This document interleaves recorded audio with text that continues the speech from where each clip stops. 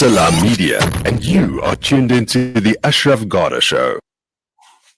Right, you may have seen the Mall of Africa. In fact, I was at the Mall of Africa the weekend before. So come a few days later, and there's a story about thousands of, well, I'm saying thousands, maybe I'm exaggerating, I don't know. Certainly many young South Africans in the mall, but not just chilling. There seems to be like an actual campaign, sort of, whether they're marching together, whether they're going to some place together. And there's two sides to that. There's one part about maybe something happened and somebody got injured or died, and that's another issue which we can tackle. But the bigger issue just for now is like, what were they doing there in the first place? Did they just decide, let's just go there? Or was that part of a campaign? I understand it was part of a campaign. So let's find out more about it with Bronwyn Williams, who's a social media expert and futurist. And I certainly follow Bronwyn, so I certainly know the work that she does. Bronwyn, I appreciate your time. Thanks for joining us.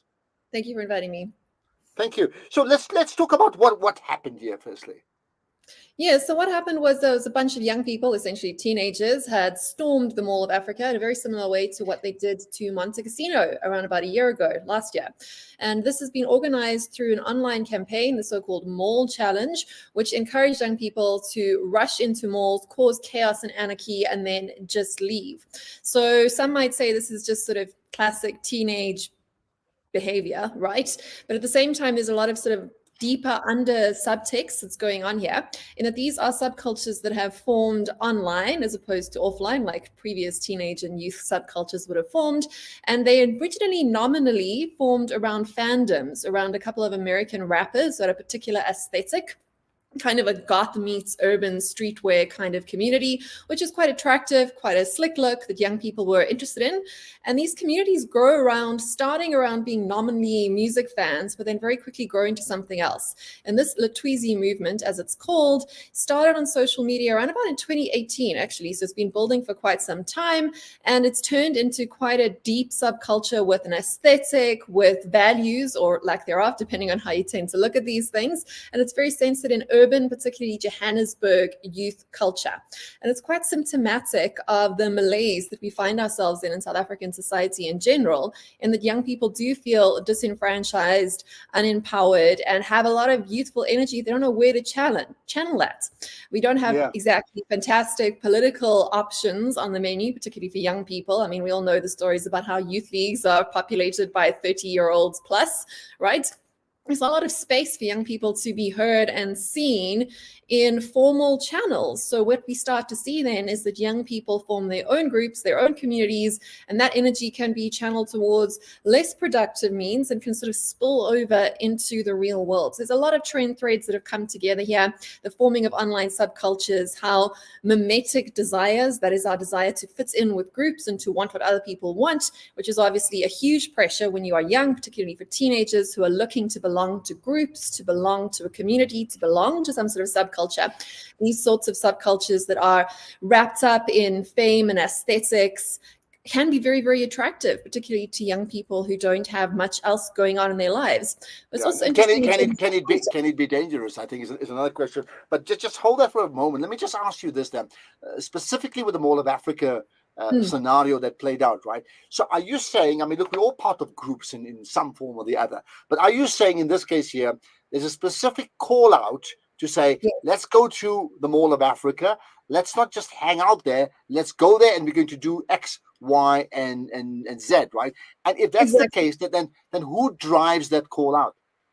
Well, the call out is it's emergent, it's bottom up. It's very much like, you remember those ice bucket challenges that we had on social media. These sorts of challenges are part of TikTok culture. They're part of online youth culture, where people put out challenges which get them likes and clicks and views and let them be part of a particular group. And this mall challenge has been running, as I said, for quite some time now. And it just takes like a little snowball effect to get a whole bunch of people engaged in doing this.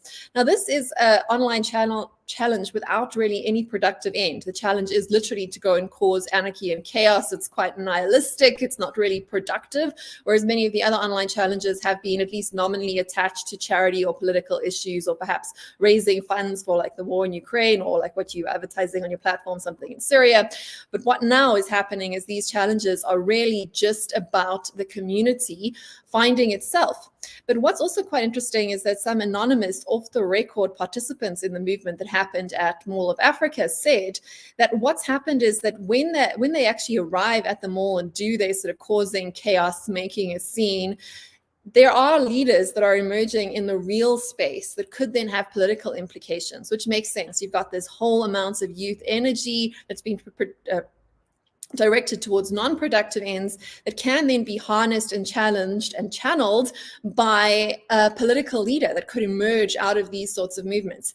If you ask me if they are dangerous, they can be. There was already rumors that someone had been stabbed and killed in the Mall of Africa incident this week. They've been unsubstantiated, but it does show that there was enough anarchy and chaos that violence and harm to humans could have been a part and parcel of these events. They have escalated. The Mall of Africa incident was bigger than the Monte Casino one. So you do see something is building here.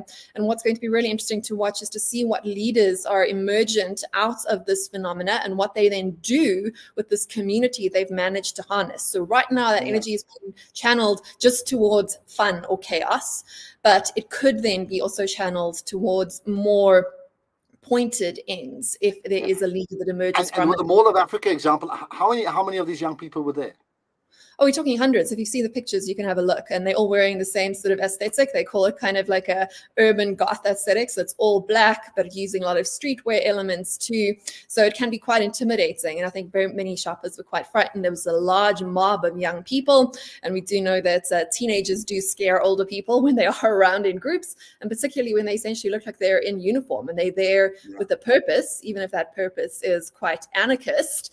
They're there with a mission, and they are there to intimidate and to actually cause a scene there. So they are looking to be looked at, and they are looking to cause trouble. So, and that's what we're going to get. Unless we're able to harness our youthful energy, we'll see more of these movements. The question is who's going to do that? Because I mean, you made a point about there's no leader, it's ground bottom up, but then there's an element of some leaders developing it. It's an interesting phenomenon, even if it's scary. The leaders are emergent rather than causing thing. It's a group movement. So it's very much mimetic. If you follow like thought leaders like Luke Burgess, who's written a great book called Wanting, it speaks very clearly about mimetic desire and how social movements and social contagion take place, because we are humans we are animals too, right? And we are pack animals. So we do tend to want to do what other people are doing. We seek a sense of belonging. We want to be part of movements. Hopefully the movements we choose to be part of are productive to society. They're things like the gift of the givers, for example, people getting together to solve problems. But people can also join movements that have unspecified ends, and that can become a lot more dangerous. So you can kind of see this as this whole swelling up of potential energy, and where that energy is going to land, its focus could have very disruptive causes for South African society. And I think two things before I let you go, Bronwyn. Two things, right? One is you use the word chaos and anarchy usually 3 times, right? And usually there's one phrase, right? So in your definition of chaos and anarchy, what was the evidence of chaos and anarchy at the Mall of Africa? Yeah, there was. I mean, there were violent incidents that broke out. And that was very much the specified purpose of this campaign. If you look into it, this is the call to action that is put out on social media: go out and cause chaos. And it's a very explicit call, but also it's symptomatic of a lot of the change that's going on in society, both locally and globally, where there is this undercurrent of dissatisfaction with the systems that govern our world, whether they be democracy or capitalism or globalism or dollar hegemony. There's a lot of discontent, particularly among young people, about the systems and structures around them, and they are looking to break them down. Whether they, of course, have a plan as to what to rebuild in their place is a very different story, and we've seen very little evidence that there is any plan there. But this whole idea of breaking down a society that isn't working for us and causing chaos in that society in order to call attention to the fact that things are not okay for many people is, I think, something we're going to see more and more of. So we're going to see this all over the world. Which brings me to the last question, Bronwyn. Should we be afraid? We should be concerned. I wouldn't say afraid. This could be an opportunity. We are seeing that there is youthful energy in this country. Young people are making themselves heard, even if they're not being seen in the political realm. They are here, they are among us, and they are looking for something. They are seeking a leader. This is what we can see with the fact that this is a leaderless movement. It's ground up. But what people on the ground have seen is that when people arrived to participate in this movement, they were seeking leadership. And that is an opportunity, if there are good, noble leaders among us, to harness that energy. The competitive landscape is really blank in South Africa at the moment. We just follow the news. There's not a lot of choices out there, and that's an opportunity, but it could also be a threat. So I'm really looking at the space very, very, very, very carefully, because we are overdue a Messiah type figure that's going to harness that youthful energy in this Messiah country. type, a young Nelson Mandela, if we can find one, right? Bronwyn Williams, thanks for your time, most appreciated. Follow Bronwyn on all social media platforms. I certainly do that, particularly on Twitter, a social media expert and futurist. But just by the way, on that point, right, that Bronwyn and I spoke about, there's an election coming up, 2024. We know in previous elections, there's this absolute apathy coming from young people, completely dissatisfied.